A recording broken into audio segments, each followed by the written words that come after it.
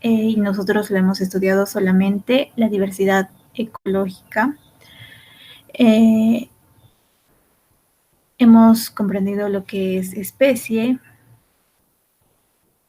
y también hemos visto los sistemas de clasificación, que sería la taxonomía y también la sistemática, que ambos son ciencias biológicas que realizan la clasificación, pero una se basa en la evolución y otra se basa solamente en las propiedades físicas que tienen los animales, ¿no? Bien, entonces aquí tenemos otro ejemplo y ahora sí vamos a continuar con lo que es el reino Monera.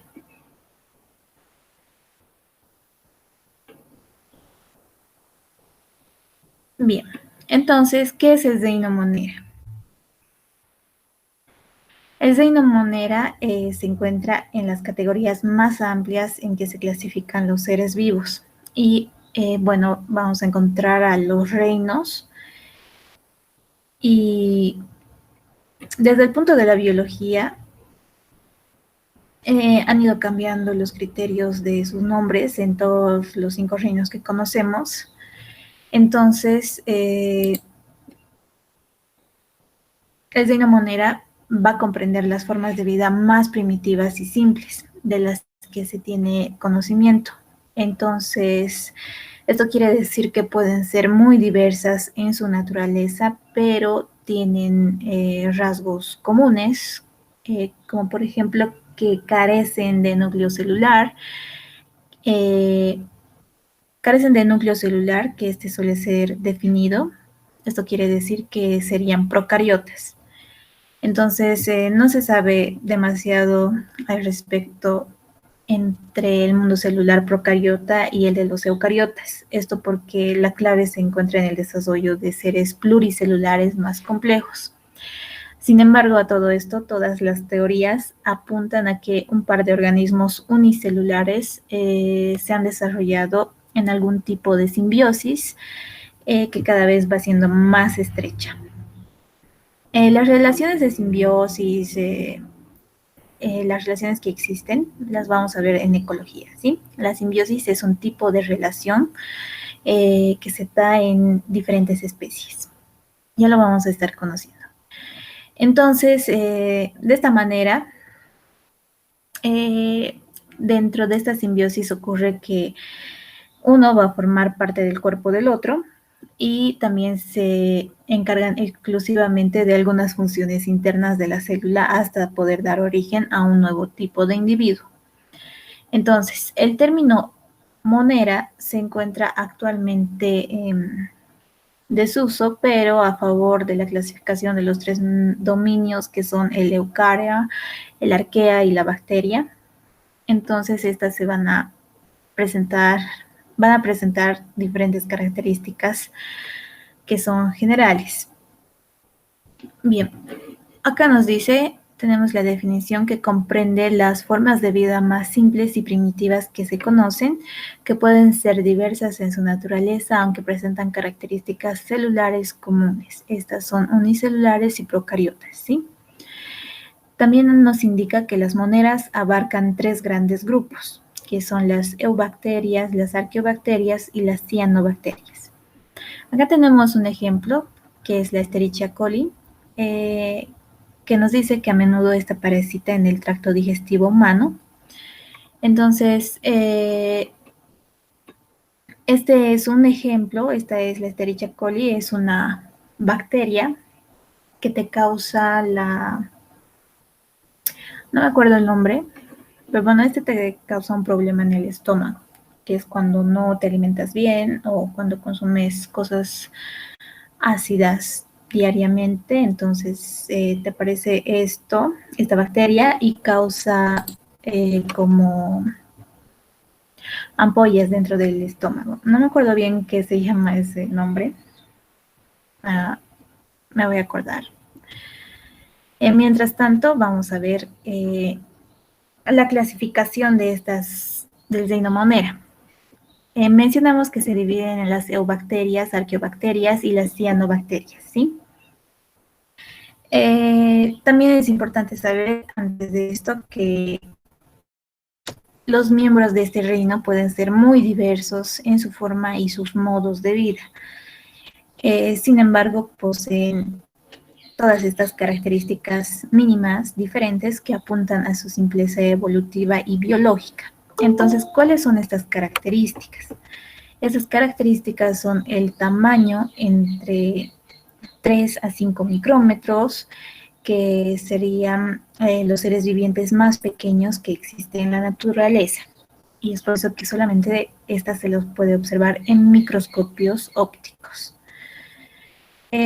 Otra característica es que son seres unicelulares, esto porque se trata de organismos unicelulares procariotas, que quiere decir que las células son totalmente autónomas, es decir, que no forman tejidos ni organismos más complejos.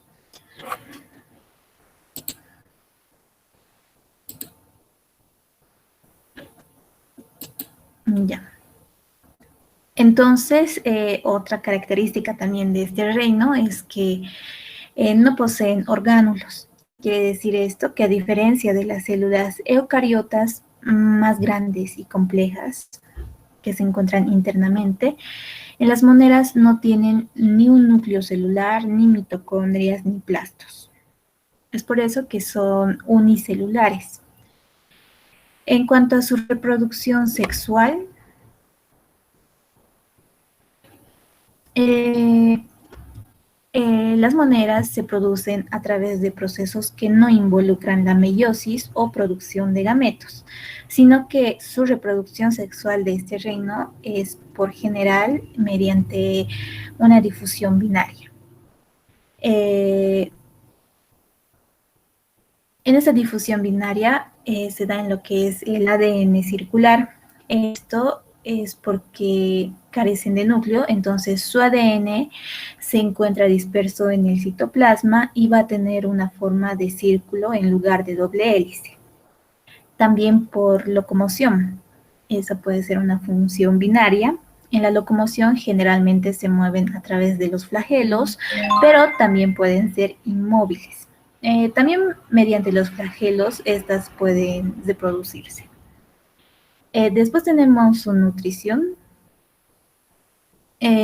Por lo general las moneras son heterótrofas, que serían las saprófitas, las parásitas y también las simbióticas, pero también pueden ser autótrofas, como son las fotosintéticas o las quimiosintéticas. Entonces,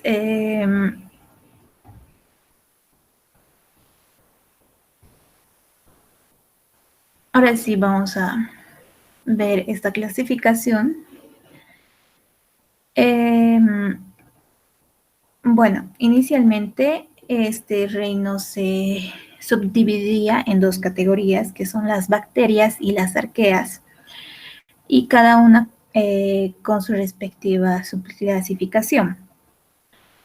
Pero, bueno, ha habido más descubrimientos acerca del ribosoma, perdón, del ADN ribosomal, que entonces por esto se establecieron una nueva clasificación procariótica en 4 segmentos distintos.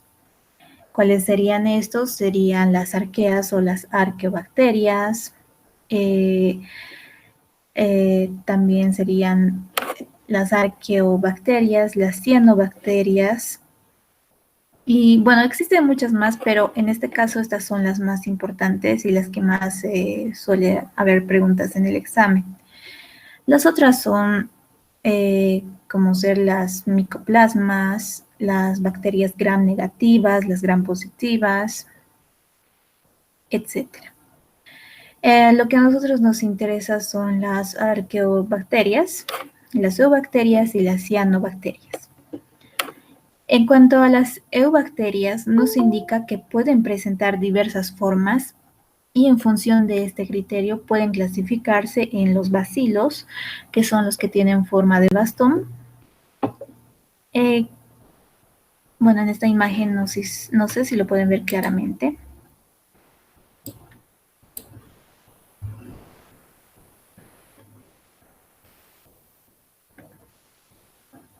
ver un ratito. Bien, los bacilos son los que van a tener esta forma, ¿sí? Forma de bastoncitos. Ya. Bien, después vamos a tener a los cocos, que son los que tienen formas redondas. Acá tenemos su ejemplo. O también se pueden encontrar de esta manera o también en cadenas, formando cadenas. Se los suele conocer también por los estreptococos, ¿sí? También vamos a tener a los espirilos, que son los que tienen forma de tirabuzón. Acá tenemos el ejemplo de los espirilos, o también, bueno, son como espirales, ¿no? Y por último, a los vibrios o vibriones, que son los que tienen forma de una coma, como podemos observar en esta imagen. Bien, entonces, esos son las eubacterias.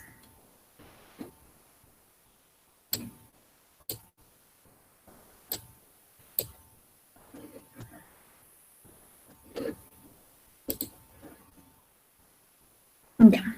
Ahora, en cuanto a las arqueobacterias, su nombre de esto significa antiguas. ¿Por qué? Porque al principio se suponían que eran una especie de protobacterias. También porque su clasificación es algo difícil, dado que son muy pequeñas, pero poseen rutas metabólicas y procesos internos más semejantes a las eucariotas que a los procariotas tradicionales. Sin embargo, estas son mucho más versátiles en su nutrición que los eucariotas y pueden habitar en ambientes hostiles. Eh, También acá nos indica que las arqueobacterias se van a caracterizar por vivir en condiciones que imposibilitan la vida de otros seres vivos.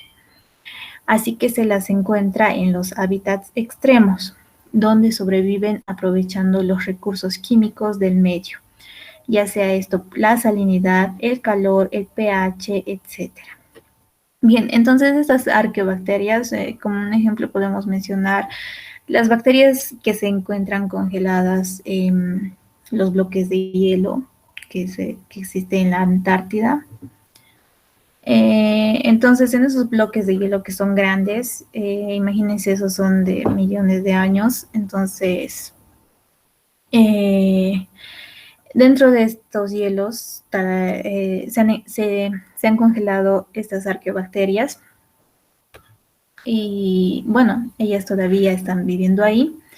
Es por eso que estas se encuentran en lugares extremos. Ese sería un ejemplo de esta. Acá tenemos su imagen. Este simplemente es un ejemplo. Hay muchas más imágenes de las arqueobacterias, pero en general esta es la forma que estas tienen. Ahora, en cuanto a las cianobacterias, estas son conocidas como las algas verde azuladas. Y en esa parte tomen atención porque estas suelen realizar la fotosíntesis y, bueno, muchos confunden esto con el reino plantae, pero estas son bacterias, ¿sí?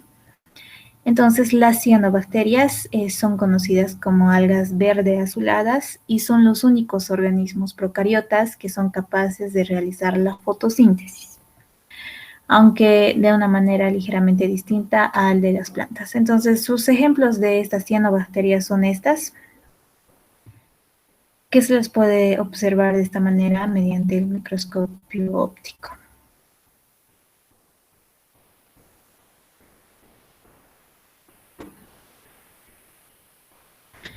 Bien, en cuanto a sus reproducción, dijimos antes que la reproducción de las monedas es asexual. Esto porque puede ocurrir una fisión binaria, ¿no es cierto? Nunca por mitosis o por una conjugación o intercambio limitando el material genético. Entonces, su reproducción presenta una desventaja evolutiva respecto a la reproducción sexual porque permite mayores márgenes de variedad genética. En cuanto a su hábitat del reino monera, eh, bueno, ya hemos visto el caso de las arqueobacterias, ¿no? También las moneras son formas de vida tremendamente resistentes que se encuentran prácticamente en todos los hábitats posibles del planeta. ¿Esto por qué? Porque forman colonias de individuos que explotan los recursos nutricionales a su alrededor. Y bueno, los podemos hallar en el intestino de la mayoría de los animales, también en nuestro intestino del ser humano, y puede ser que se encuentren en perfecta simbiosis con ellos, ¿no? O por el contrario, parasitando su sangre y sus tejidos en infecciones que podrían ser capaces de matarnos o matarlos. Entonces, también estas se encuentran en las aguas dulces, en las aguas saladas, en los hielos polares, en el fondo marino, eh, incluso hasta en donde no llega la luz. También estas podemos encontrar en las rocas minerales que se encuentran bajo la tierra. Entonces, el reino monera se encuentra en todo lado. Ahora, ¿cuál es la importancia de las moneras? Hoy en día podemos encontrar o hallar las moneras en hábitats hostiles a las demás formas de vida, ¿no es cierto? ¿Esto por qué? Porque se cree que su simpleza, su carácter primitivo les permitió surgir en las hostiles condiciones que existían en nuestro planeta en sus primeras etapas. Eh, ¿Qué quiere decir esto? Es decir, que el reino monera fue el primero en existir. Su comprensión es, por ende, la comprensión del origen mismo de la vida en nuestro planeta. Eh, a ver, ¿alguien quiere entrar? Le vamos a aceptar. Ya. Entonces, acá vamos a hablar un poco de los virus, porque más o menos hace referencia a esto también, ¿no? Los virus son un caso particular de la biología, ¿sí? ¿Por qué? Porque a pesar de ser formas biológicas sumamente simples, no se encuentran entre las moneras y deben ser clasificadas de manera totalmente independiente.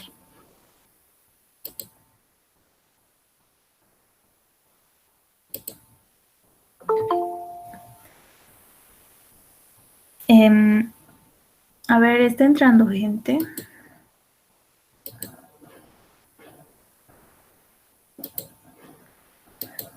Les vamos a aceptar.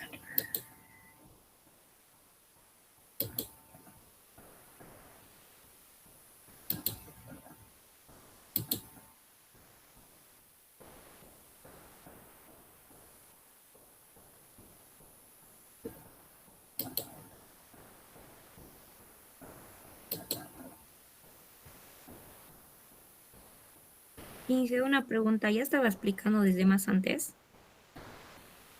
Sí, chicos, estábamos con el Reino Monera. Recién han salido de su otra clase. Sí, recién. Ya no importa. Vamos a volver a repetir, ¿sí? Entonces, son 13, creo que suelen ser 15. Para los que estaban más antes, chicos, por favor, vamos a volver a repetir esta parte.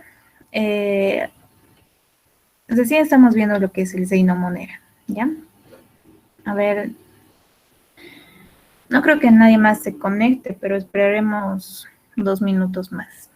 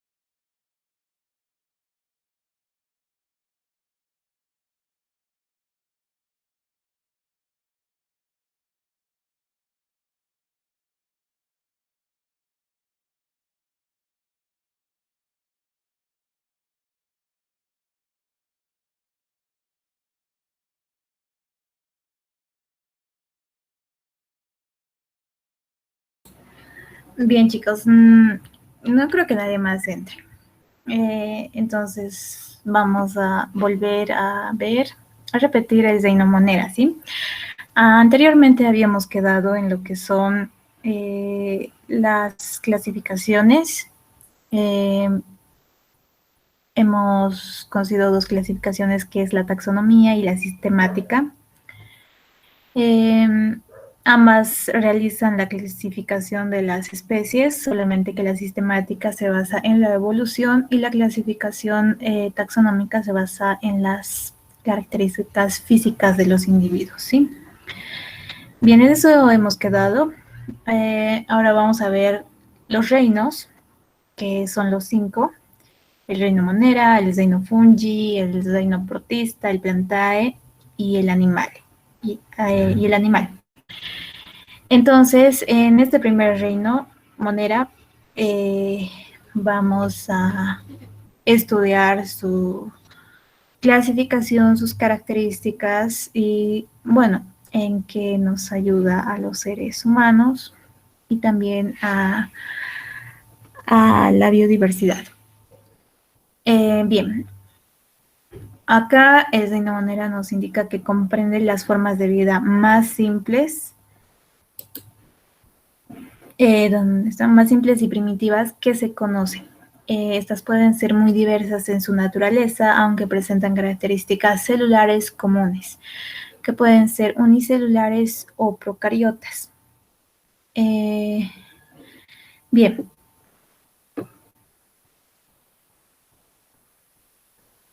¿Qué es el reino Monera? El reino Monera va a estar constituido por organismos procariotas. Esto es que son, por ser unicelulares, carecen de núcleo definido y también presentan tamaños que están comprendidos entre 3 y 5 micrómetros, ¿sí? Entonces, dentro de lo que se encuentran las bacterias, el reino Monera va a estar formado por los organismos más antiguos, que están extendidos y numerosos en la Tierra y que están presentes en todo tipo de ecosistemas, ya sean acuáticos como terrestres. Entonces, son organismos cuya forma de nutrición puede ser autótrofa o heterótrofa, es decir, que una va a ser la que parasita y la otra va a ser saprófita. Entonces,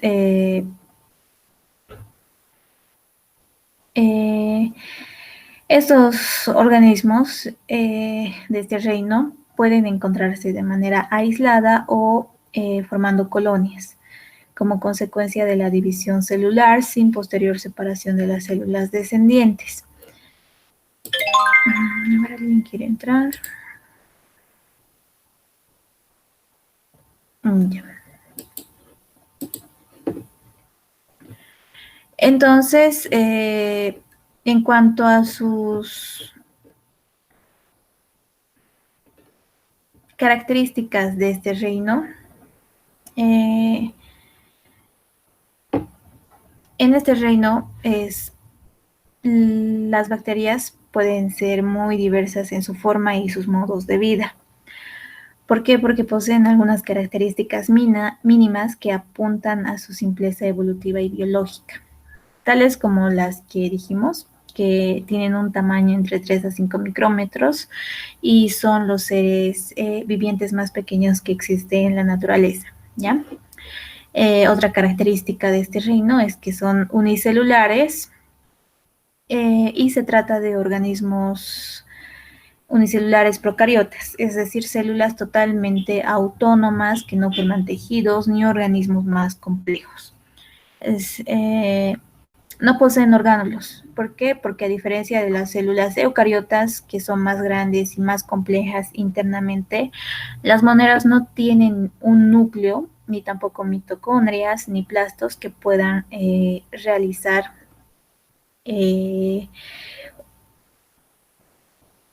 sus órganos más complejos, como es el caso ya de los pluricelulares, multicelulares. Entonces, es por eso que son unicelulares.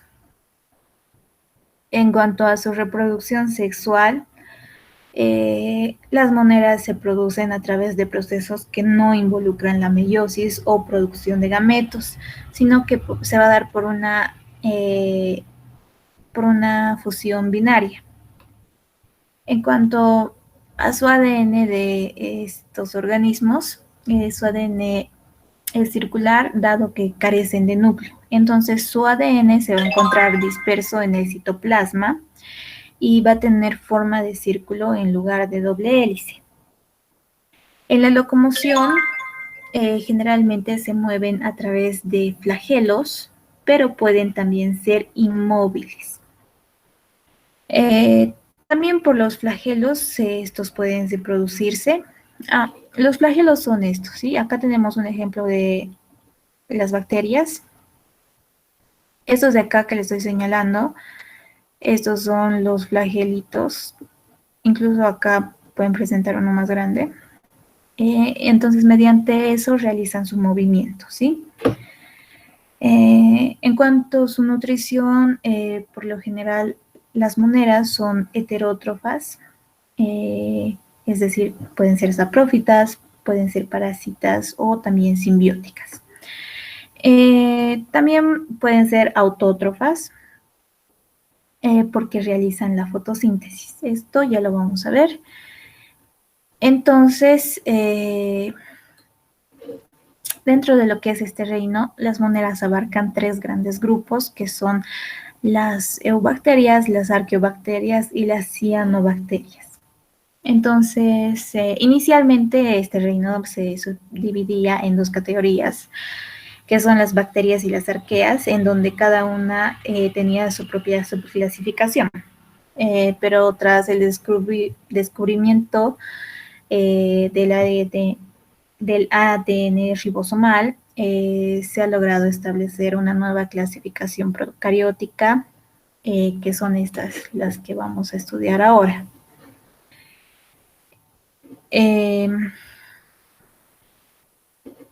Bien, en cuanto a esta imagen, estas bacterias son las Escherichia coli,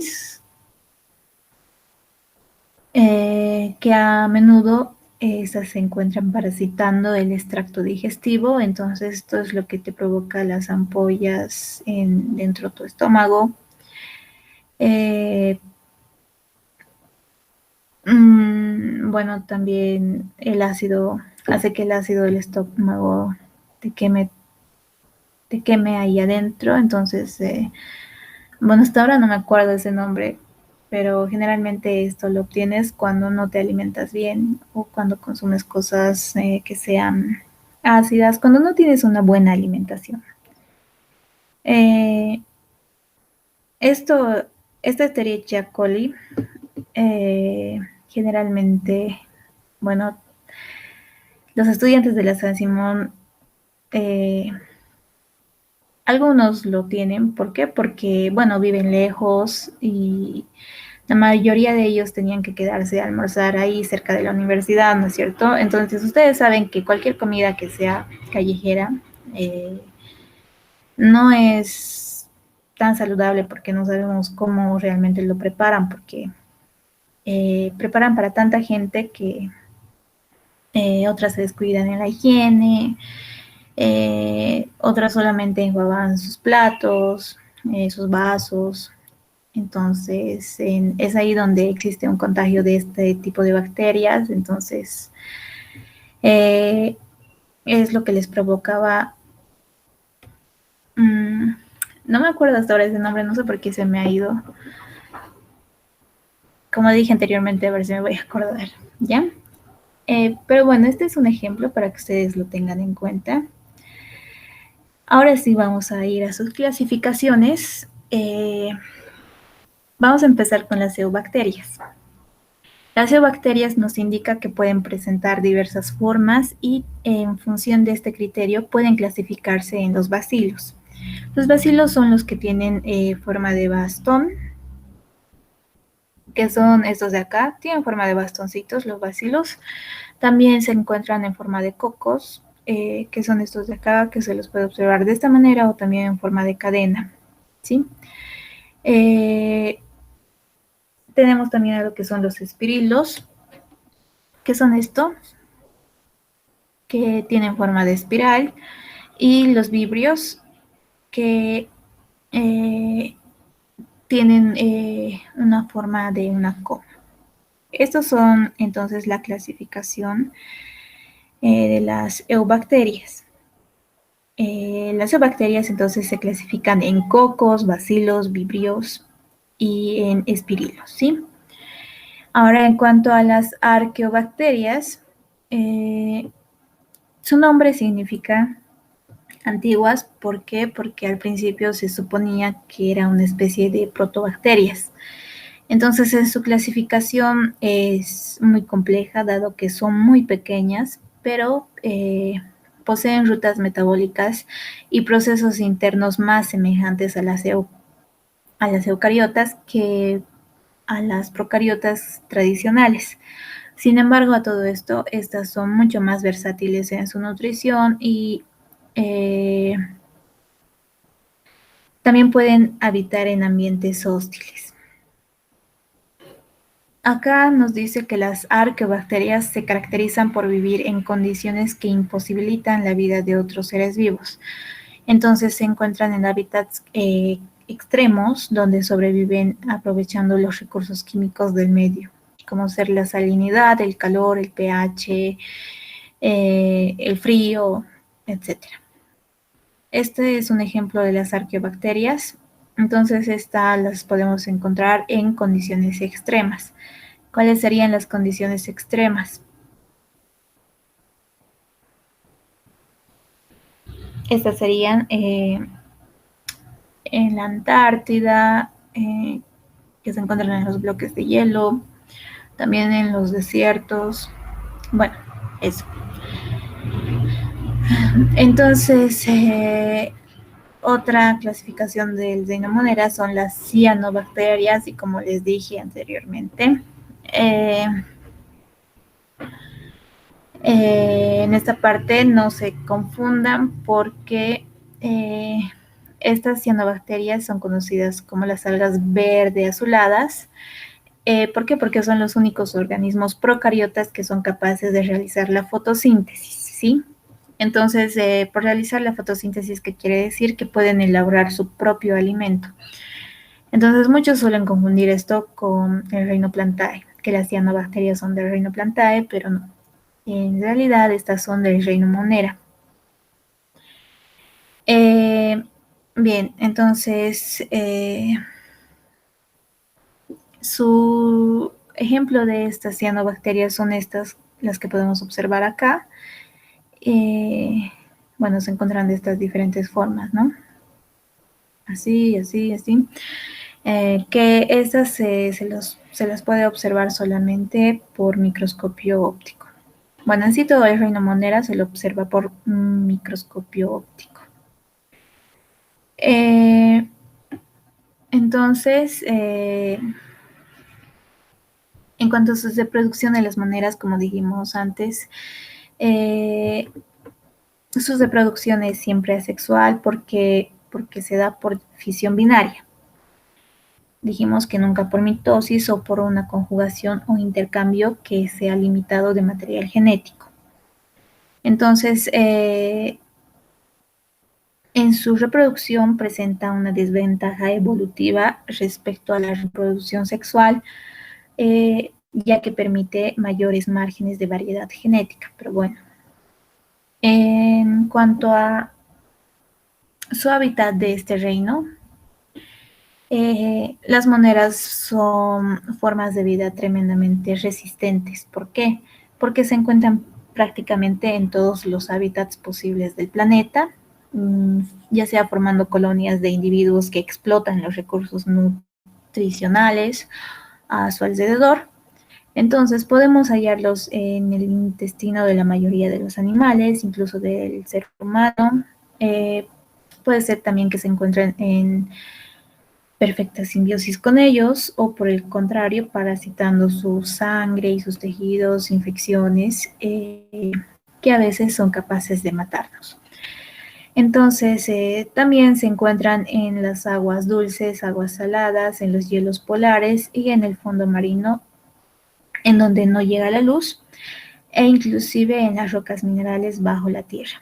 Entonces, estas bacterias se encuentran en todo lado, ¿ya? Eh, eh, ¿Cuál es su importancia de este reino? Tiene una importancia biológica y también socioeconómica. Entonces, ya que sabemos que podemos encontrar a las monedas en los hábitats hostiles, eh, a las demás formas de vida, entonces se cree que su simpleza y su carácter primitivo les permite surgir en las hostiles condiciones que existe o que se da en nuestro planeta o que se dio en las primeras etapas de nuestro planeta. ¿Sí? Entonces, el reino monera ha sido el primero en existir, por tanto, su comprensión se da mediante una comprensión del origen mismo de la vida en su planeta. Ahora sí, en esta parte es lo que hicimos una pausa. Vamos a hablar de los virus, algo de los virus, ¿sí?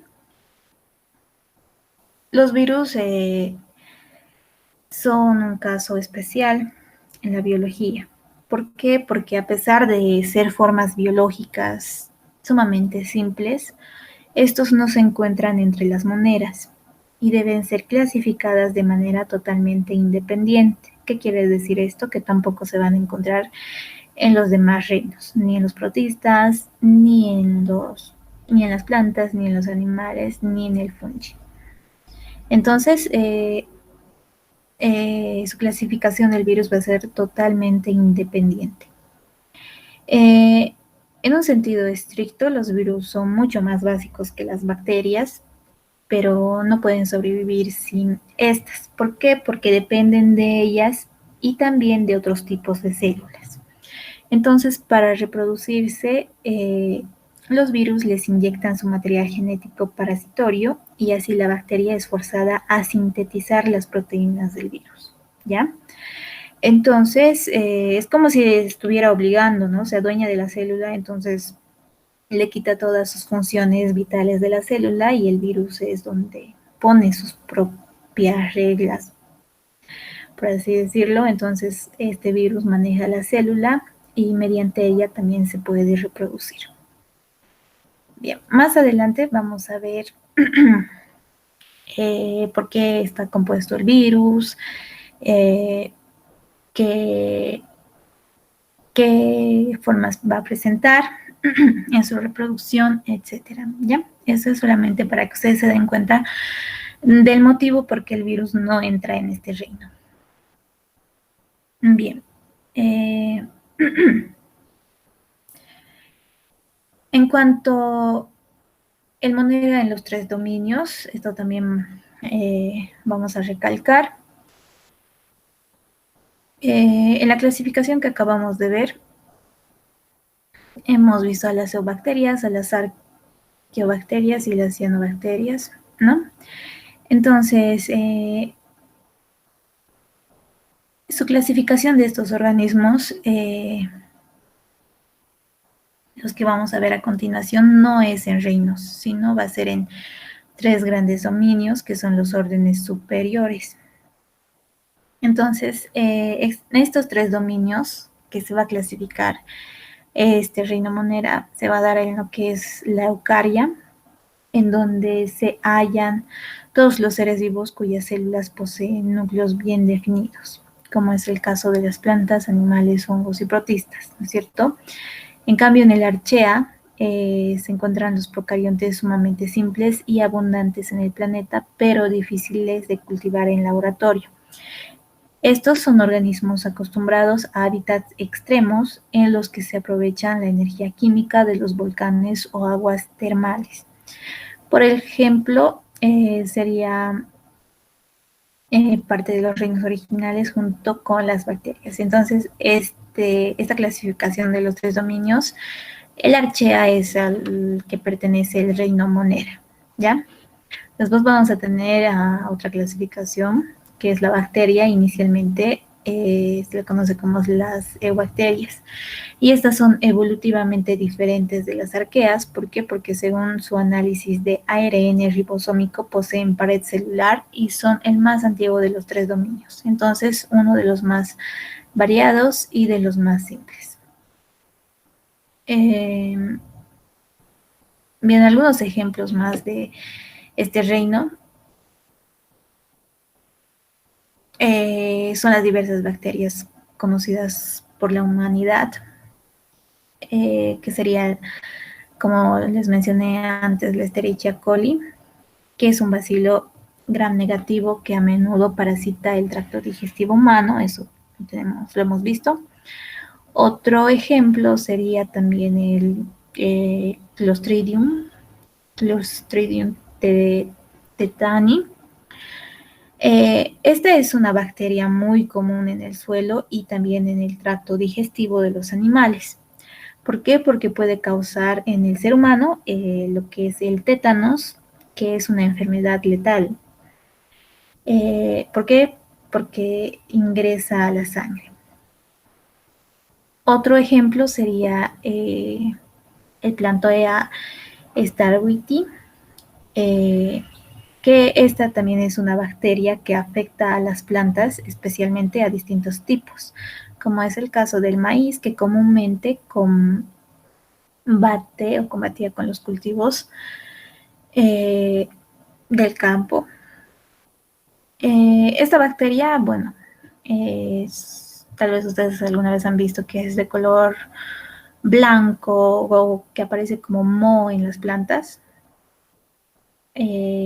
Entonces esa es esa bacteria que afecta especialmente a las plantas, haciendo que no crezcan, que no se reproduzcan. Y bueno, si se reproducen, la mayoría de sus frutos tienen gusanos. Entonces esto es a causa de esta bacteria, la Plantoea, ¿sí? Esos son simplemente ejemplos. Ahora sí, vamos a ver la importancia del reino Monera. En cuanto a la biológica, tiene importancia en la descomposición y la putrefacción química, es decir, que estas se van a encargar de descomponer los cuerpos que ya no tienen vida. Otra importancia es que llevan a cabo la fijación del nitrógeno. Eso a nivel biológico, ¿sí? En cuanto a la socioeconómica, algunas bacterias producen enfermedades como la tosferina, el tétanos, la tifoidea, neumonía, la sífilis, la cólera. Bueno, todas las enfermedades que conocemos, la mayoría son a causa de las bacterias, ¿no? Entonces ahí tenemos más ejemplos.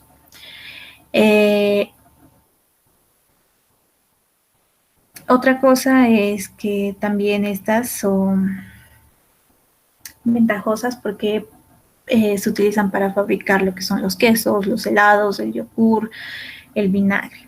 Y en cuanto a la industria, estas pueden ser utilizadas con cocido de pieles, con preparación de antígenos, productos biotecnológicos, que estos serían la hormona de crecimiento, la insulina,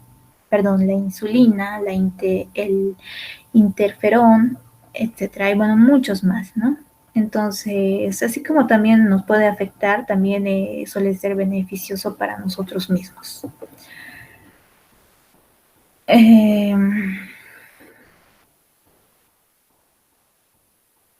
Entonces, en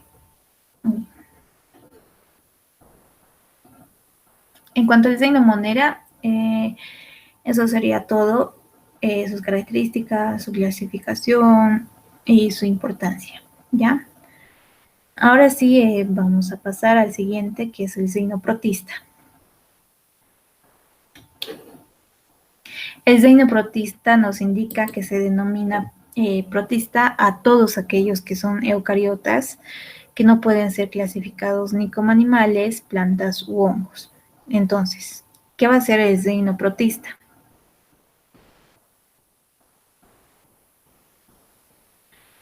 El reino protista también se le conoce como protoctista. Entonces, es lo que clasifica a uno de los grupos en que la biología lo va a clasificar de los seres vivos. Entonces, específicamente los eucariotas, junto con el reino animal, vegetal y fungi, se va a denominar protistas a todos aquellos eucariotas que no pueden ser clasificados ni como animales, plantas u hongos, ¿ya? Acá tenemos imágenes de los que son los protistas. Acá tenemos un ejemplo.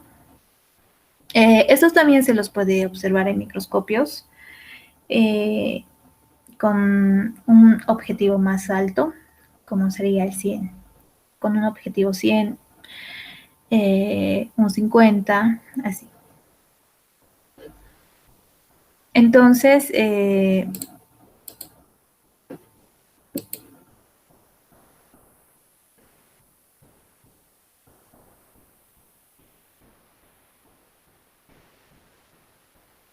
a ver, ¿dónde está?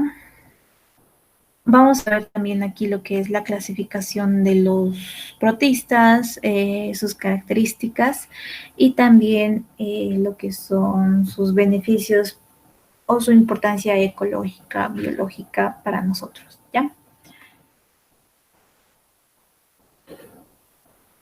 Entonces, el reino protista va a ser un grupo parafilético, ¿sí? Este reino no contiene a todos los descendientes de un antepasado común.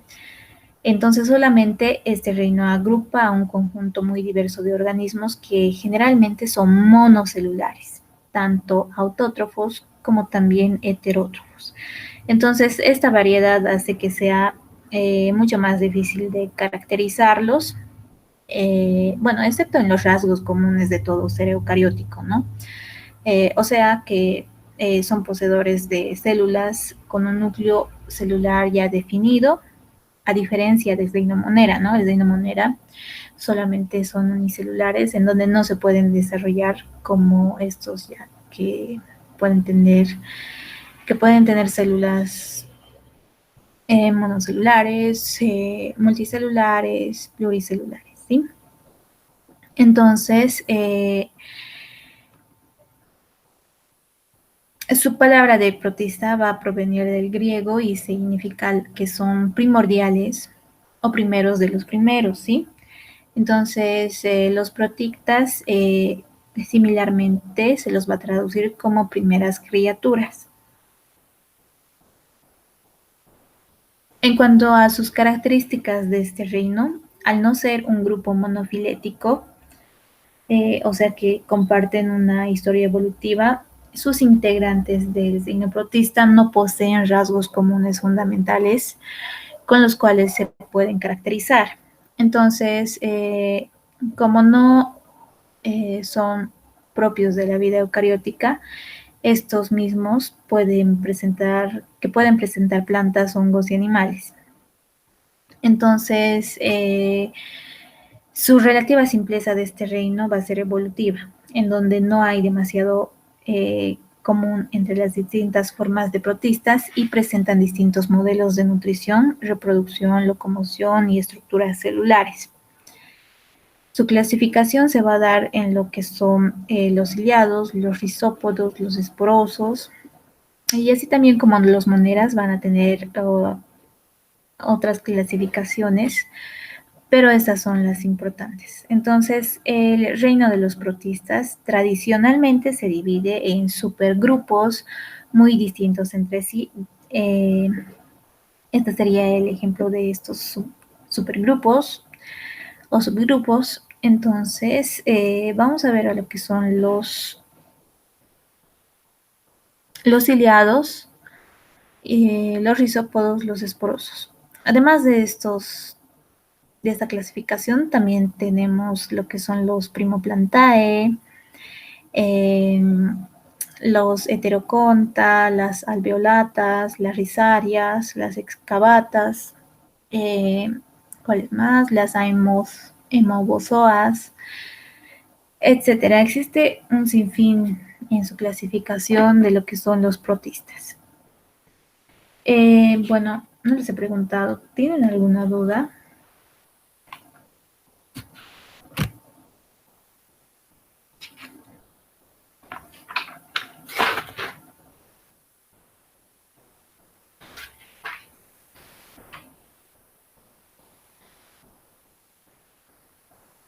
Bien, entonces el xenoprotista va a estar constituido por las células eucariotas, ¿sí? Estos son microscópicos, unicelulares o también multicelulares de estructura simple, sin tejido ni órganos, por lo tanto se van a dividir en protozoos y algas, ¿ya? ¿Cuáles son los protozoos? Los protozoos van a ser unicelulares de nutrición heterótrofa. Generalmente los protozoos viven en todo tipo de medios acuosos, como aguas dulces, aguas saladas o líquidos internos de organismos superiores, como es el caso de nosotros, de los animales. Entonces, estos protozoos, a ver, ya. Estos protozoos se clasifican en lo que son los flagelados, también en los ciliados y en los rizópodos. Entonces, ¿cuáles son los flagelados? Los flagelados son los que poseen flagelos, por lo tanto son heterótrofos, pero existe una excepción como es la euglena, que esta euglena es capaz de realizar la fotosíntesis y su reproducción es asexual. Entonces, la euglena es esta de acá, ¿sí? Este es el ejemplo de un protista. En este caso, esta de acá es una euglea. Se lo conoce con ese nombre. ¿Y por qué? Porque tiene esa forma y tiene su flagelo. Su flagelo es este de acá. Mediante este flagelo es que puede realizar el movimiento. Eso en cuanto a los flagelados. En cuanto a los ciliados tienen cuerpo cubierto de cilios, que además poseen núcleos, uno puede ser grande y el otro pequeño. Entonces su reproducción puede ser sexual o asexual. Y se tienen como ejemplos al paramecium y a la vorticela, que son también un tipo de protistas. Bueno, no tengo su imagen de esos. A ver, aquí. Acá tenemos las euglenas, ¿sí?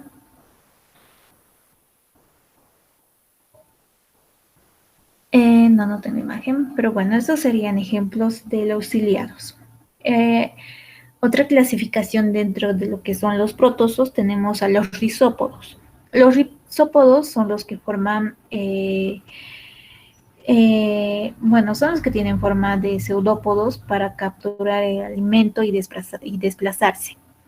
Su reproducción de estos rizópodos suele ser asexual y también por bipartición. Un ejemplo de esto sería la ameba y los foraminíferos, que esos tienen un caparazón duro. Por último, dentro de lo que es la clasificación de los protozoos, vamos a tener a los esporosos. Los esporosos, todos estos son parásitos, por tanto se reproducen asexualmente. Un ejemplo de esto es el plasmodium. El plasmodium sería el causante de la malaria. Bien. Entonces, todo este grupo de acá pertenece a lo que son los protozoos, ¿ya? Bueno, acá tenemos algunas imágenes que son las crisofitas, que son las diatomeas o algas amarillas, los dinoflagelados, que los caracteriza por presentar esta forma, las clorofitas, que serían las algas verdes.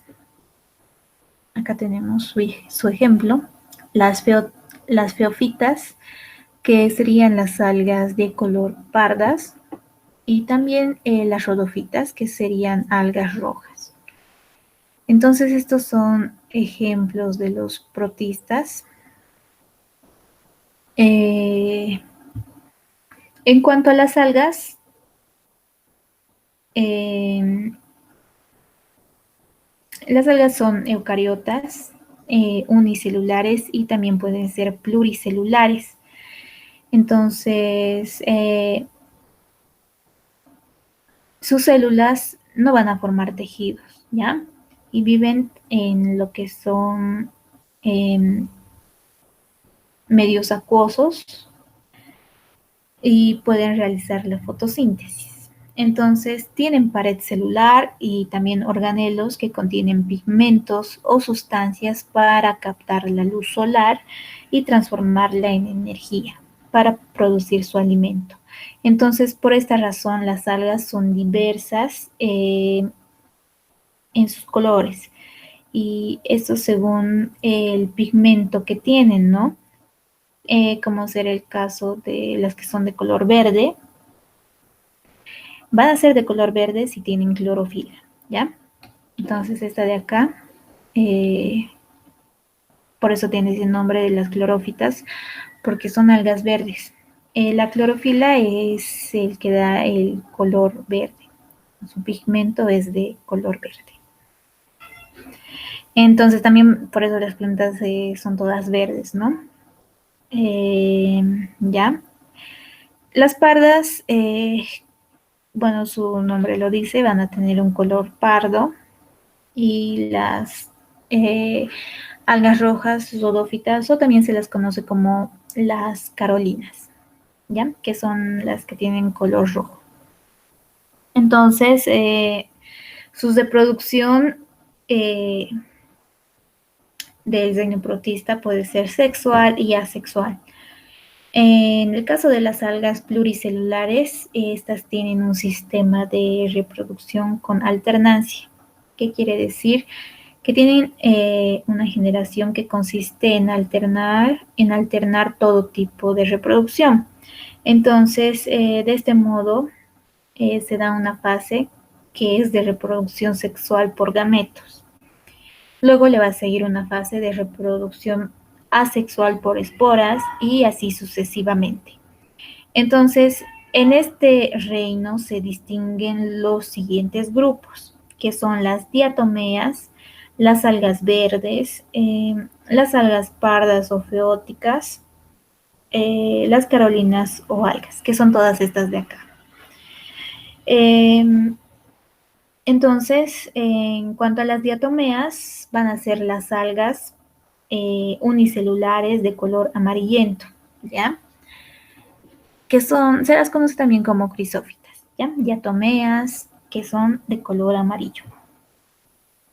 Entonces, estas diatomeas poseen un caparazón duro de 2 piezas que va a modo de cajita. Estas son marinas o también de agua dulce. Un ejemplo de estas serían las navículas. Las navículas, bueno, no sé si las pueden observar, pero son estas de acá. ¿Ya? Bueno, estas son las otras formas en las que podemos encontrarlas. En cuanto a las algas verdes y a las clorofitas, son unicelulares o pluricelulares. En ellas abundan la clorofila y habitan en aguas marinas y dulces. Entonces, estas podemos citar como ejemplos a la ulva o lechuga de mar, ¿ya? Entonces,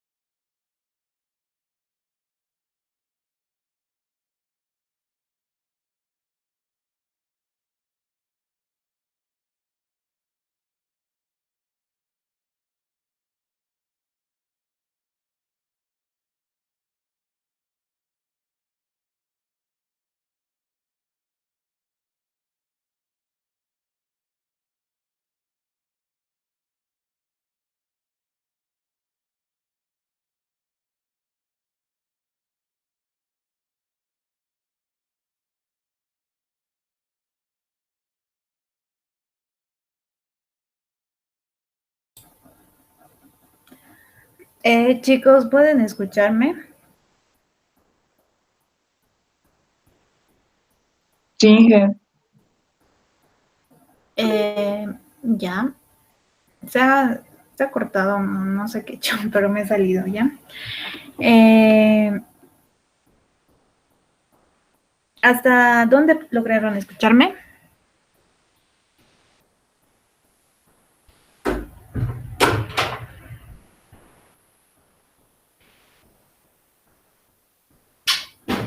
Creo que estaba diciendo sobre las lechugas, que ahí se quedó, sobre lechugas de mar o algo así. Ya, en las algas, ¿no es cierto? Ya. Entonces, como les decía, en las algas verdes o clorófitas son unicelulares o pluricelulares y en ellas abunda la clorofila, que es lo Inge, que, ¿sí? ¿está compartiendo pantalla? Ay, no se ha salido esto bien. No, se los voy a compartir enseguida.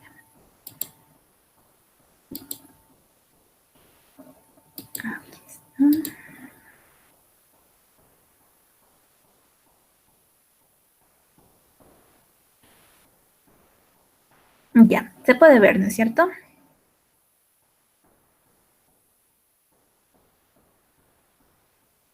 Sí, Inge. Ya, gracias. Entonces, habíamos dicho que las clorofitas son las que poseen la clorofila, que es el pigmento verde, ¿ya? Estas habitan en aguas marinas, también en aguas dulces. Entonces, podemos citar como ejemplos a la ulva o la lechuga de mar, eh, o también lo que es el Ulotrix y las pirofigas, que son un tipo de estas algas que contienen pigmento verde, ¿ya?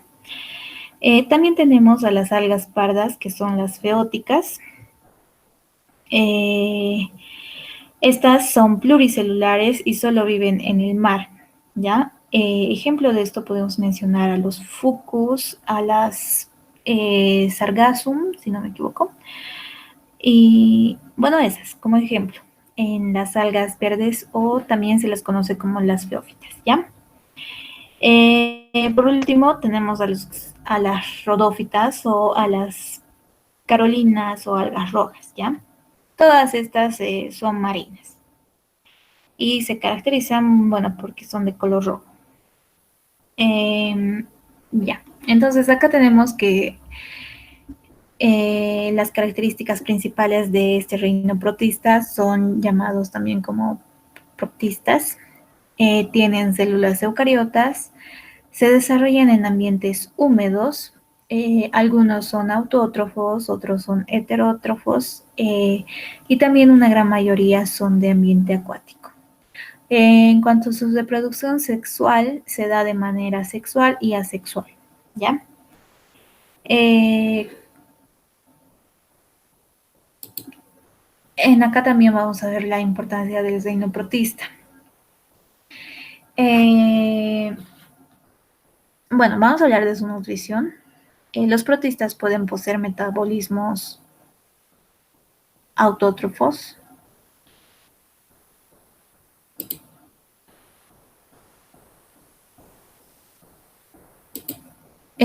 Ya, pueden poseer metabolismos autótrofos, ¿no es cierto? O también heterótrofos. Esto siempre va a depender de si poseen los cloroplastos, que es la clorofila, entonces para llevar a cabo la fotosíntesis. O en cambio también esos carecen de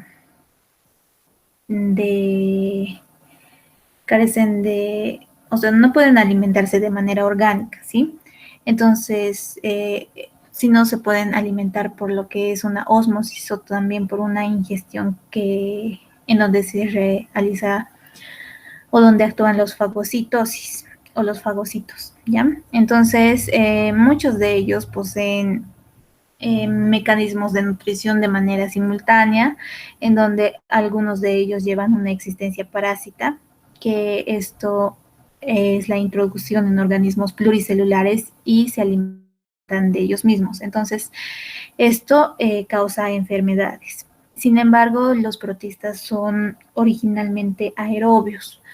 ¿Por qué? Porque emplean el oxígeno para sus procesos metabólicos. Entonces, bueno, con excepción de aquellos que evolucionaron o que han evolucionado para vivir en ambientes eh, en los que estos elementos escasean, ¿ya? Ya dijimos que su reproducción de los protistas es tanto sexual como asexual. Entonces, en ocasiones, en una misma especie puede alternar entre un modelo y otro, ¿ya?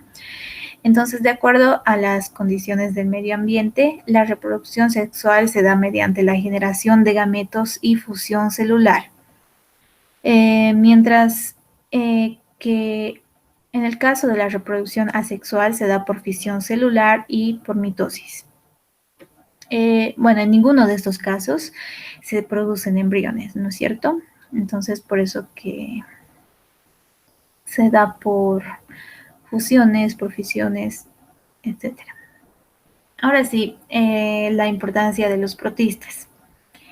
Los protistas son un grupo diverso y difícil de comprender en la mayoría de los casos, pero bueno, este grupo es fundamental para el surgimiento de la vida tal y como lo conocemos. ¿Por qué? Porque fueron los primeros organismos eucarióticos en surgir en los mares primitivos de la Tierra. Entonces, a partir de ellos, la vida ha tomado diversos rumbos que sean evolutivos, que producirían los distintos reinos de eucariontes, que son las plantas, animales, hongos, ¿no?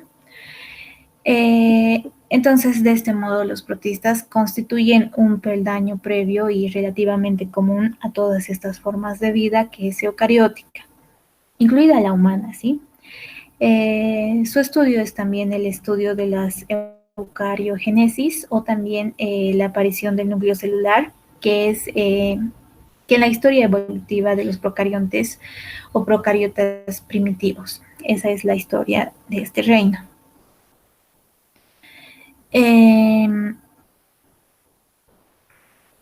Ahora, otras importancias que tiene este reino protista es que son productores y consumidores primarios de la cadena alimenticia. También las algas producen el 80% del oxígeno del planeta. ¿Por qué? Porque, bueno, las que realizan la fotosíntesis pueden alimentarse consumiendo la energía del sol, ¿no? Entonces, estas, al realizar ese proceso de fotosíntesis, liberan lo que es el dióxido de carbono. Otra cosa es que estos organismos unicelulares a veces constituyen el alimento de grandes mamíferos, como es el caso de las ballenas, que comen diariamente toneladas de los mismos. En cuanto a las algas, se utilizan en la industria alimenticia como espesantes de mermeladas y salsas. En la medicina se utilizan para hacer los medios de cultivo de las bacterias y también se extraen de ellas sustancias para producir medicamentos. Entonces, como dijimos antes, las algas al realizar la fotosíntesis son productoras de oxígeno. Bueno, acá tenemos otros ejemplos de la importancia del reino protista.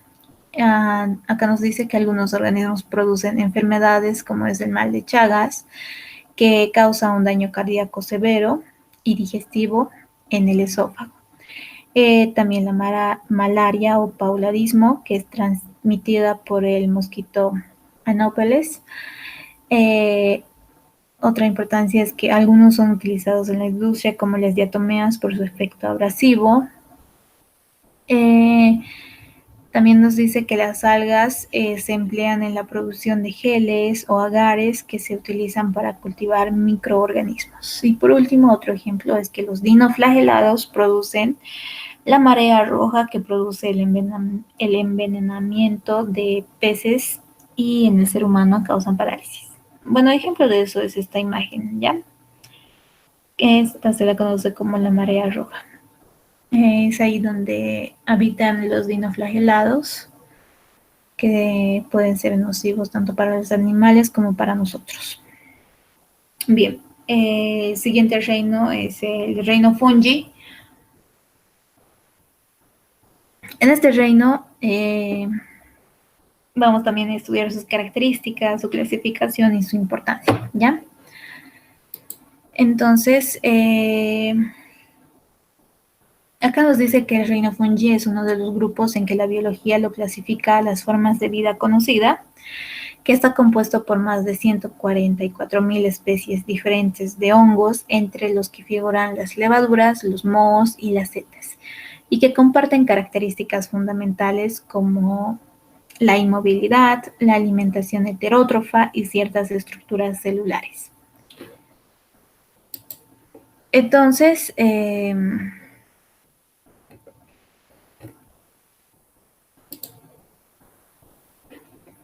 acá nos está indicando las características fundamentales de este reino.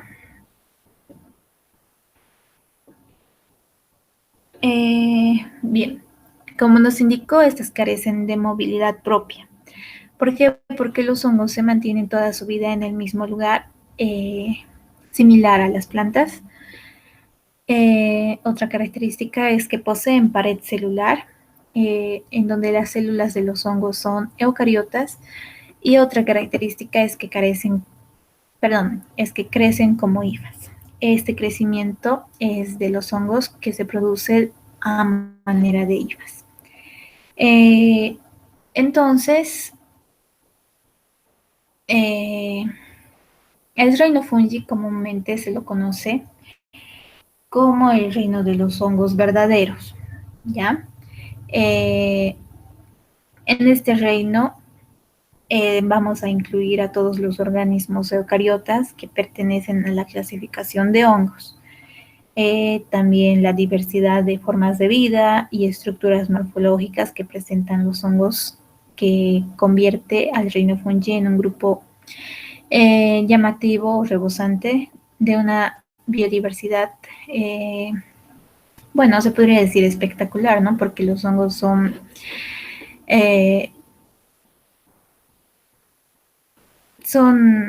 muy llamativos, ¿no?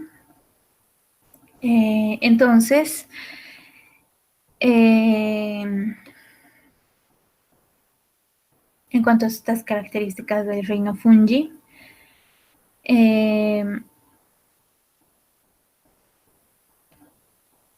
ya dijimos que estos son heterótrofos.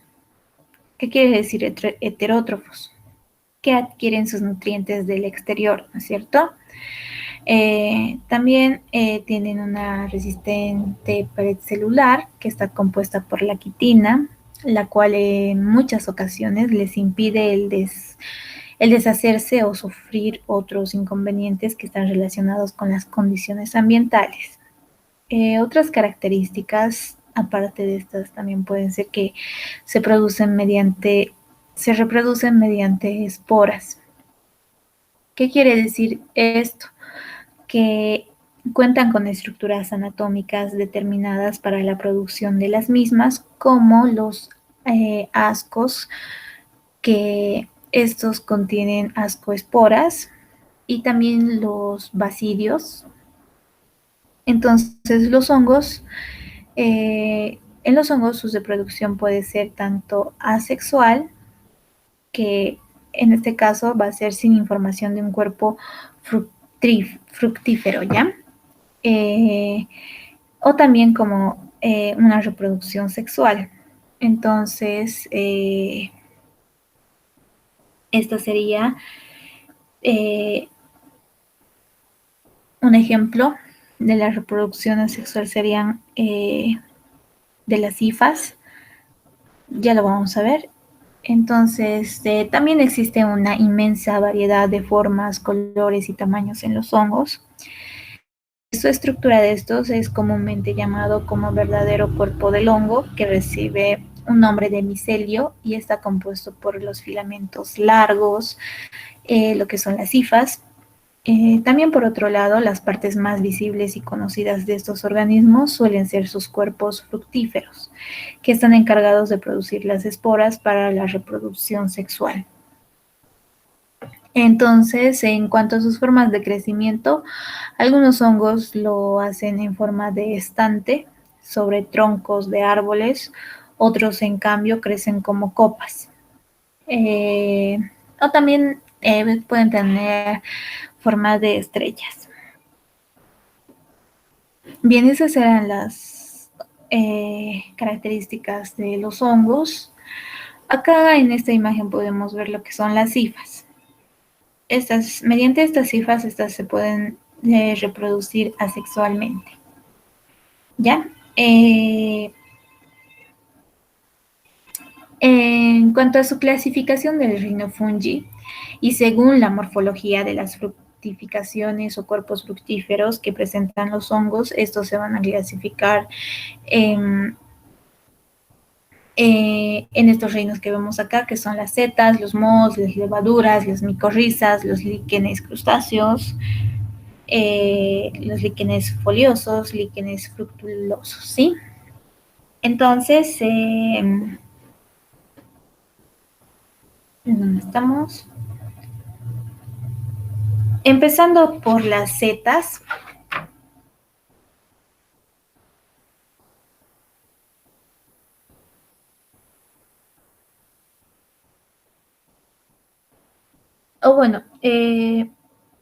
Empezaremos con los mohos del pan para que esté más ordenado. Su clasificación de este reino es un poco compleja y bueno, sigue siendo algo discutida. Esto por su tipo de reproducción que tiene, ¿ya? Entonces vamos a empezar por los mohos, que estos serían los mohos del pan, ¿ya? Estos mohos producen una sustancia que es la penicilina. Entonces, esta está producida por el hongo Penicillium, ¿ya? Esta crece sobre algunos alimentos que están húmedos, como el pan. Si ustedes han guardado su pan en una bolsa y se han olvidado por un largo tiempo, entonces le va a crecer este moho y, bueno, esto va a ser a causa de este hongo Penicillium, ¿sí? También este crece en algunas frutas que impide el crecimiento de ciertas bacterias que causan las infecciones a los humanos. Eso en cuanto a los mohos, ¿ya? En cuanto a las levaduras, estas sirven para la fermentación y fabricación de cerveza y otras bebidas alcohólicas. Entonces, bueno, se les conoce con ese nombre de levaduras, pero en realidad pertenecen a los hongos, ¿ya? En cuanto a las micorrizas, estas micorrizas van a estar formadas por la simbiosis de hongos y las raíces de los árboles. Ya les había dicho más antes que la simbiosis es un tipo de relación que se da en dos especies diferentes. Esta parte de simbiosis la vamos a ver en ecología, pero bueno, simbiosis es una relación de diferentes especies en donde una puede ser beneficiada y otra no. Hay diferentes simbiosis. Eso lo vamos a ver después. Pero bueno, entonces las micosis dijimos que están formadas por simbiosis de hongos y las raíces de los árboles. En el caso de los líquenes, van a estar formados por otra simbiosis que se da en una alga y un hongo. Y en el caso de los líquenes existe una clasificación que va a ser según el lugar donde viven. Entonces vamos a tener a los líquenes crustáceos, que son los que viven sobre rocas y que se encuentran pegadas al sustrato. Los líquenes foliosos viven sobre ramas y tienen aspecto de pequeños arbolitos. Este sería el ejemplo de los líquenes foliosos, ¿sí? Viven en ramas y, bueno, crecen o se parecen a arbolitos pequeños, ¿ya? Por último tenemos a los líquenes fructuosos. Estos viven también sobre ramas, tienen un aspecto de pequeños arbolitos también. Y bueno, solo que su forma es algo diferente. No tengo otra imagen que haga su diferencia, pero bueno, esos serían los líquenes fructuosos que viven sobre ramas también y que tienen aspecto de pequeños arbolitos, ¿ya? Bien, ahora sí vamos a ver a las setas, que son los hongos superiores. Estas setas tienen algunas especies que son comestibles, como es el caso de los champiñones, pero otras causan enfermedades o intoxicación. Entonces, hay que saber escoger también los hongos para poder comerlos.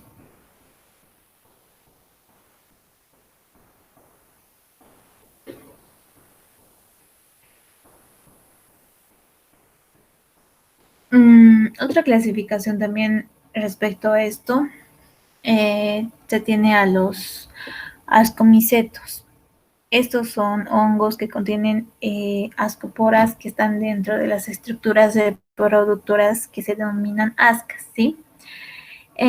También podemos mencionar a los cigomicetos, que es el grupo de los comúnmente conocidos como mohos, ¿ya? ¿Qué es lo que hemos visto? Entonces, en este se incluye alrededor de 1000 especies y sus esporas reciben el nombre de los cigosporas, ¿ya? Este es el ejemplo del moho. También, bueno, en el caso de esta naranja mandarina, este moho se presenta como una tiza. Es decir, ustedes alguna vez han traído la tiza, entonces se deshace. En cambio, en el pan, su moho es algo, tiene un aspecto medio peludito, ¿no? Entonces, esos son los mohos. Entonces,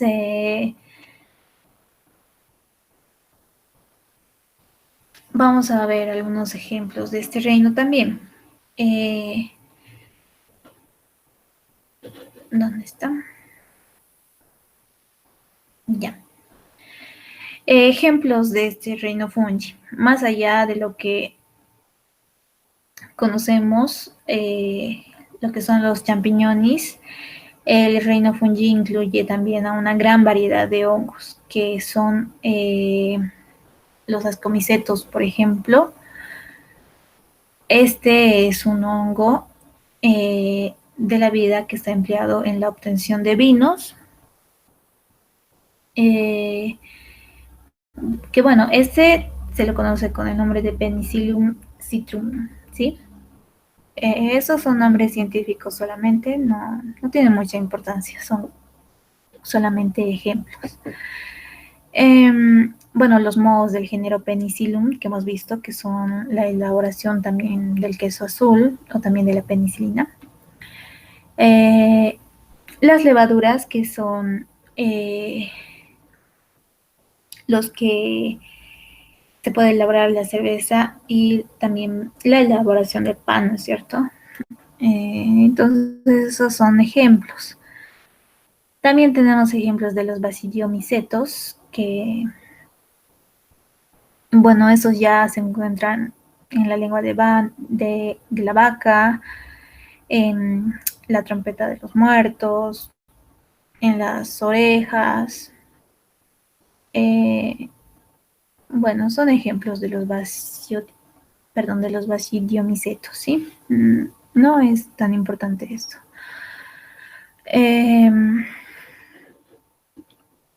Hablando acerca de su nutrición de este reino, Acá nos indica que la nutrición de los hongos es siempre heterótrofa, o sea, no pueden generar como las plantas su propio alimento, ¿ya? Téngalo en claro eso, porque igual muchos suelen confundirse en que los hongos son autótrofos, pero no lo son, son heterótrofos. Entonces, al elaborar eh, bueno, estos deben descomponer la materia orgánica que está proveniente de las formas de vida vegetal o animal. Dependiendo de cómo lo hagan, vamos a hablar de lo que son los hongos saprófitos, de los micocisógenos y de los liquenidazos y también de los parásitos, ¿ya?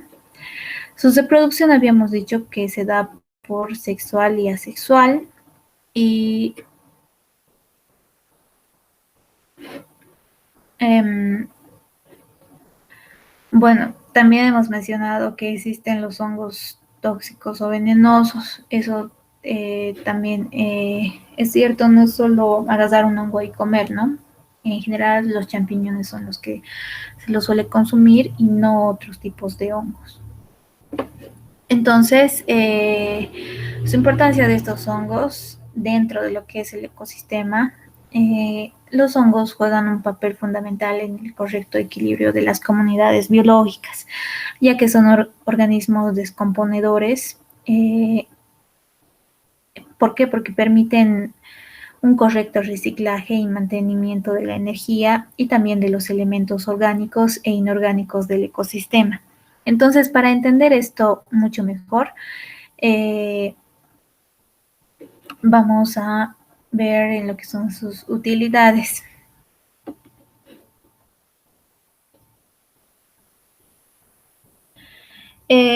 Las utilidades de los hongos pueden ser farmacológicas, que estos se lo utilizan también como antibióticos para el tratamiento de enfermedades infectocontagiosas, como es el caso de la penicilina, y en la industria dijimos que nos sirve para la fermentación, también para los comestibles, etcétera.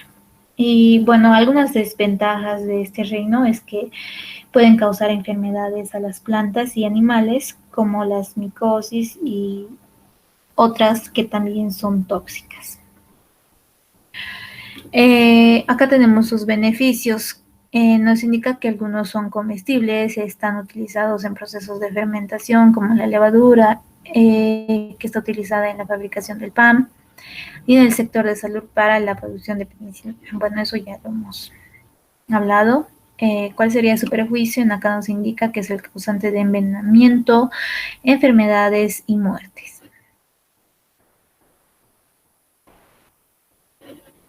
Bien. Ahora sí vamos a pasar a lo que es el Reino Plantae. Vamos a ver un poco más de esto. Y yo creo que el día de mañana vamos a ver el último reino. Bien, en cuanto al Reino Plantae, esta parte o este reino es importante también. El Reino Plantae se caracteriza porque son pluricelulares eucariotas y viven en medios terrestres y acuáticos. Entonces, sus células tienen pared celular, que se la conoce como la celulosa, y forman tejidos, también forman órganos y sistemas. Entonces, acá sus células son mucho más complejas, en donde ya pueden formar todos estos tejidos, órganos y sistemas. Entonces, este reino posee los cloroplastos, que contienen pigmentos verdes, amarillos, anaranjados y son autótrofos. Los autótrofos, ¿qué quiere decir? Que realizan la fotosíntesis. Entonces, para clasificarlos se toma en cuenta criterios. Acá nos dice que el Deinoplantae en líneas generales se los considera de este grupo a todas las formas de vida vegetal terrestre, que son los árboles, arbustos, hierbas, etcétera, y a todas las algas acuáticas, siempre y cuando lleven a cabo alguna forma de nutrición fotosintética, ¿ya? Según los criterios que hemos mencionado, esto se da por la presencia de vasos conductores o también por tipos de semillas. también por formación de frutos o por formas de aparatos reproductores. Entonces, ¿cuáles son las características de este reino?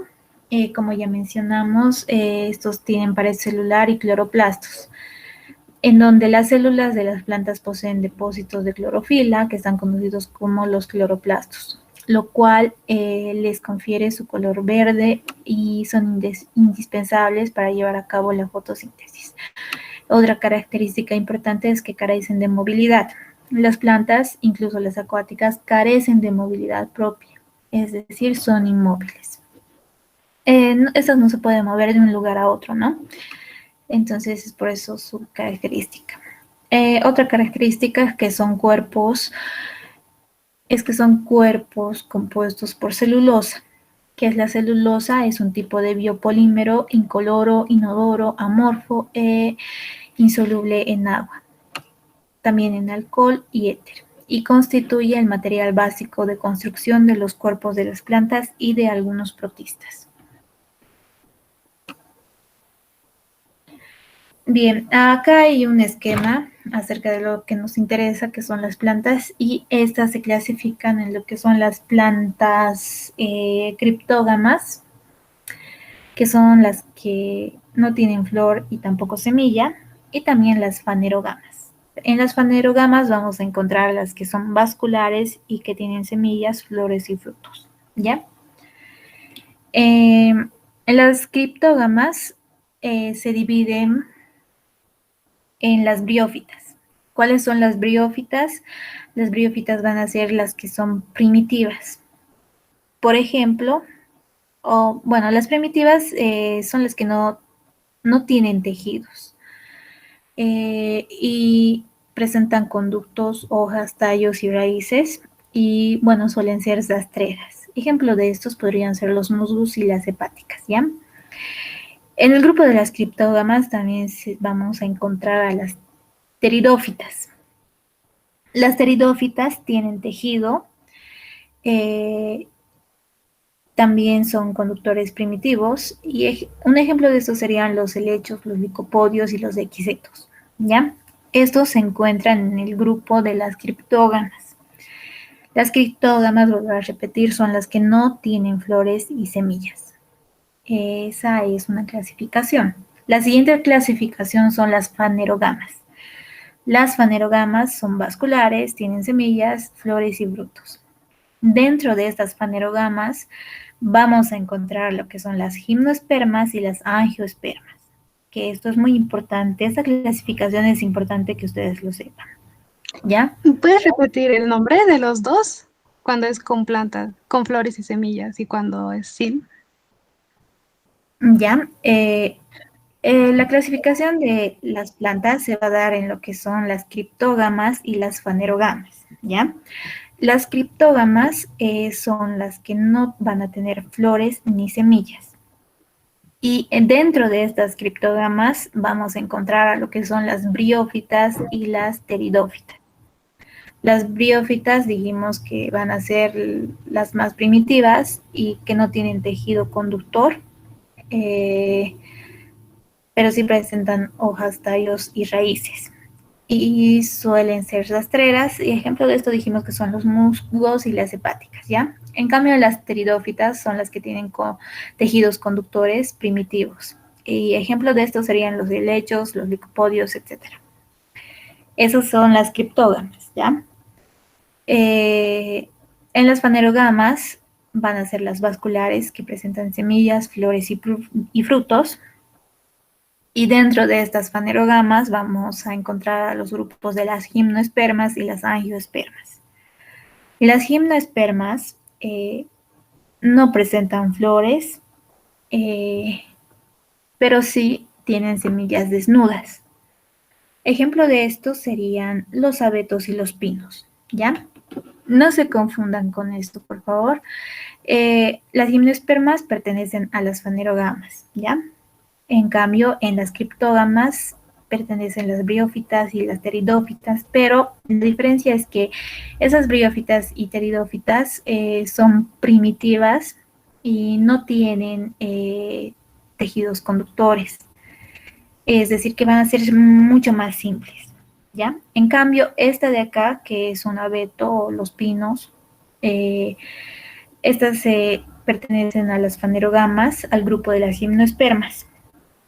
Y bueno, su ejemplo se los da porque no presentan flor, pero sí presentan semilla desnuda. Un claro ejemplo es esto, ¿ya? Los pinos, los abetos. Estos, sus semillas se los conoce como muérdagos. Entonces, ustedes se pueden dar cuenta por esto, ¿ya? En cambio, en las angiospermas, ya son las plantas superiores que tienen flores vistosas y también frutos. Entonces, estas angiospermas se dividen en lo que son los monocotiledones y en los dicotiledones, ¿ya? O dicotiledones. En el primer grupo, que son los monocotiledones, es cuando solo tienen un cotiledón y suelen ser herbáceas y leñosas. En las dicotiledoneas es cuando ya tienen dos cotiledones y también son herbáceas y leñosas, ¿sí? Esa es la diferencia de esto.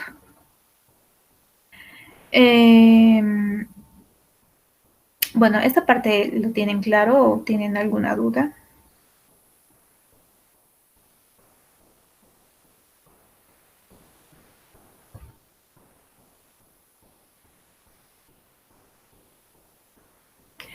Bien, entonces ténganlo en cuenta esto. Las gimnospermas y angiospermas pertenecen al grupo de las fanerogamas, ¿ya?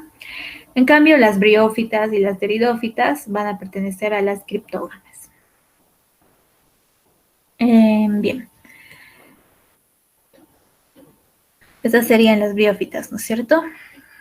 Que se van a dividir en musgos, helechos. Ya. ¿Qué más sigue? Ya, nos quedaremos aquí, chicos, por favor, en la clasificación del Rhinoplantae. Mañana vamos a seguir con este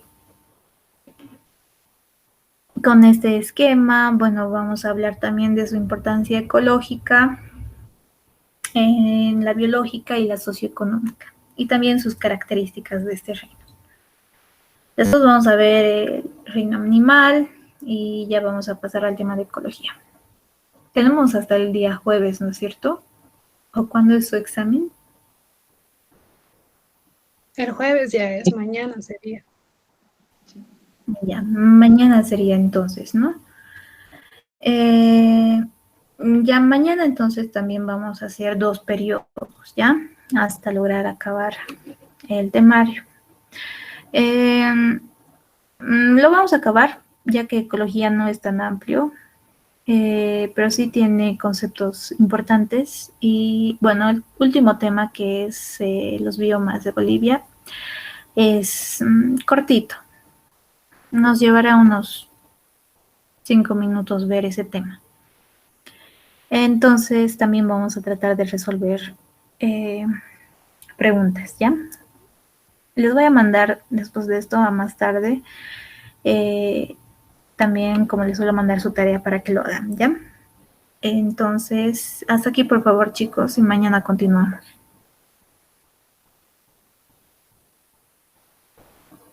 Hasta mañana.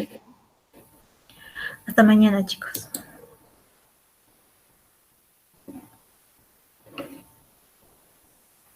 La mañana, hija. Hasta mañana. Hasta mañana, chicos. Nos vemos.